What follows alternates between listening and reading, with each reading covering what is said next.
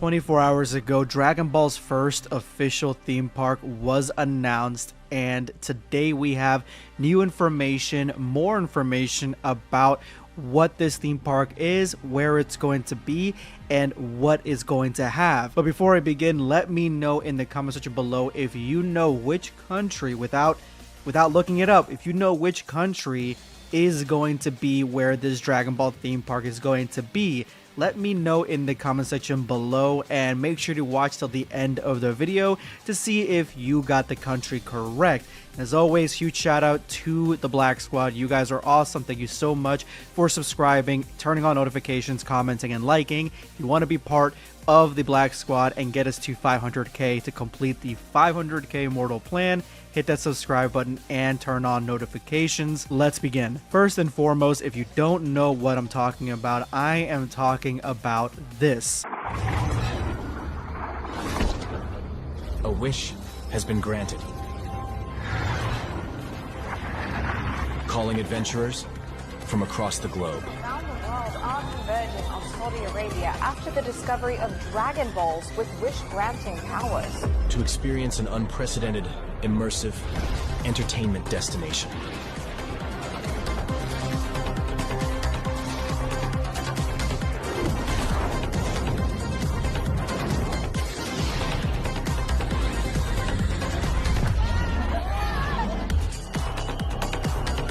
Here, fantasy and thrills collide.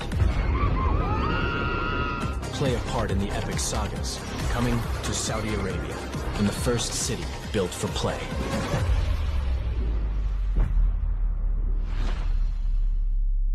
So the trailer itself actually gives you huge clues as to where this park is going to take place. So I'm going to tell you right now, in case you guys didn't get it yet, but this is going to be in Saudi Arabia. That is right, not Japan, not the US, not even Mexico. Saudi Arabia is going to be having the first official theme park for Dragon Ball. And I'll be honest, this looks really cool. It honestly looks very unrealistic because it just seems like there's so much going on, and it is extremely immersive. Each area in this park, based on this video, is going to be an official area from Dragon Ball, an official location from Dragon Ball. And we got to see a few things here. We got to see VR, we got to see a roller coaster that goes through Shenron, we got to see that Capsule Corporation is some sort of like arcade type of VR area, and we just got so much information on a bunch of different things and aspects of Dragon Ball in this theme park, especially a huge emphasis on the Dragon Ball part.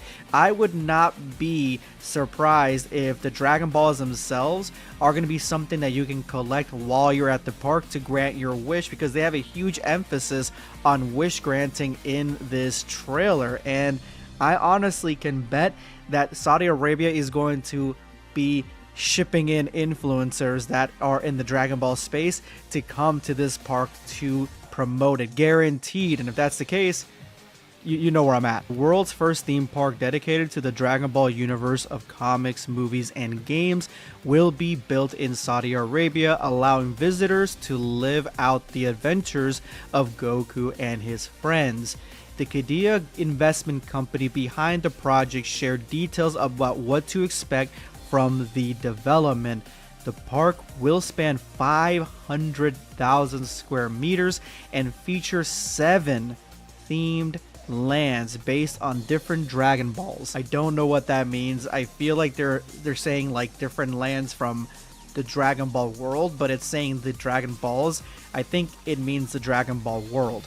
There will be more than 30 themed rides across the lands, plus 5 major attractions, hotels, and restaurants. Okay, so 30 Dragon Ball themed rides, 5 major Dragon Ball themed attractions, hotels that are Dragon Ball based, and restaurants that are Dragon Ball influenced. Like, what? Who would have thought that Saudi Arabia was this much of a Dragon Ball fan, or whoever pitched this idea in the Saudi government and got Toei and Japan on board? Who knew that they were this down with the Dragon Ball community? Because when I think of Dragon Ball fans, honestly, the first thing that comes to mind is Mexico. After that, Japan, then America. So I figured if there was a Dragon Ball park, it would be in one of those places. Not Saudi Arabia, but I know there's fans everywhere. I know there's fans in the Middle East of Dragon Ball, so this is going to be something awesome that they get to look forward to as well. Concept art below gives prospective visitors a teaser of the park plans. The images reveal several iconic landmarks from the Dragon Ball sagas, including Kame House, Capsule Corporation, and Beerus' planet. The artwork also features an unmissable 70-meter high Shenron roller coaster. So the Shenron roller coaster, that's going to be like a 3-hour wait. I already know, unless they do some sort of fast pass on that. That's going to be very long, and I guarantee you the fast pass is going to be long as hell. Korin's tower looks shaky at best. The mast that's going up there, whatever that is, the elevator, that's going to have to be a lot thicker than that, I think, because that just looks so wobbly. But the World Martial Arts Tournament Arena looks sick. Capsule Corporation is huge and looks fantastic. I mean, Roshi's Island, Beerus' even Beerus' planet, Dragon Ball Super is getting some love here.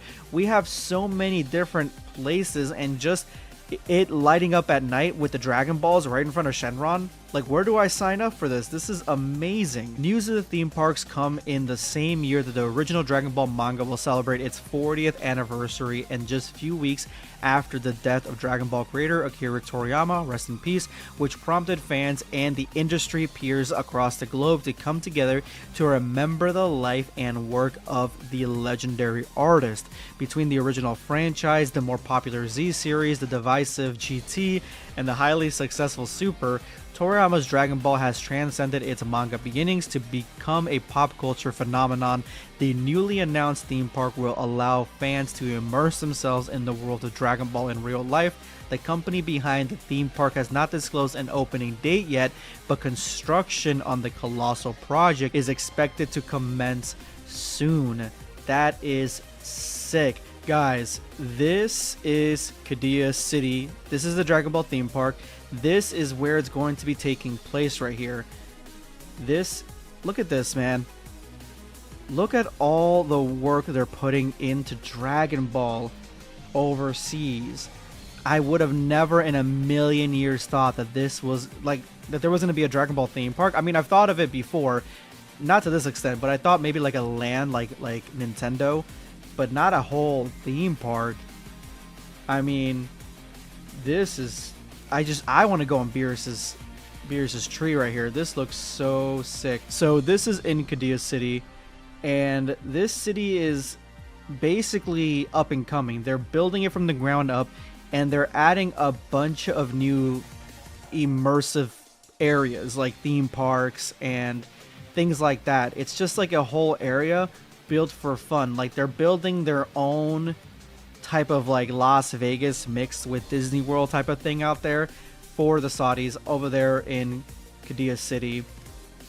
And I had to like look up more art of Qiddiya City, how it's supposed to look after they're done with it. I mean, obviously this is kind of exaggerated, but even some of these areas down here look similar to what the website was showing, and it just looks phenomenal. Like, I don't really know what the end goal here is, but it just looks pretty sick.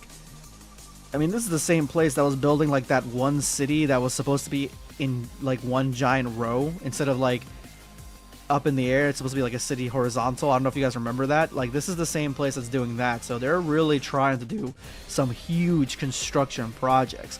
Now, I had to look up where Qiddiya City is. It's right next to the capital. From what I can tell, it's right next to the capital here, Saudi Arabia. This is where it's going to be taking place, guys. You can already see they already have a bunch of different areas. One whole area is called the investment company. This is the company that's going to build the Dragon Ball park. But yeah, Saudi Arabia. Who would have thought? And now, I know what you're thinking. How am I going to get there? So I actually looked up flights. This one's from Atlanta, and yeah, a ticket with one stop is $2,000. They're around $2,000 a ticket, basically.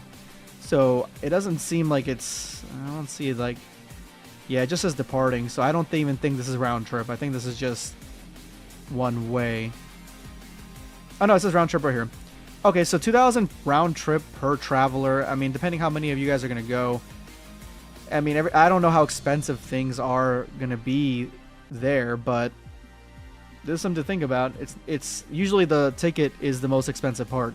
After that, everything else, depending on where you go, it shouldn't be as expensive.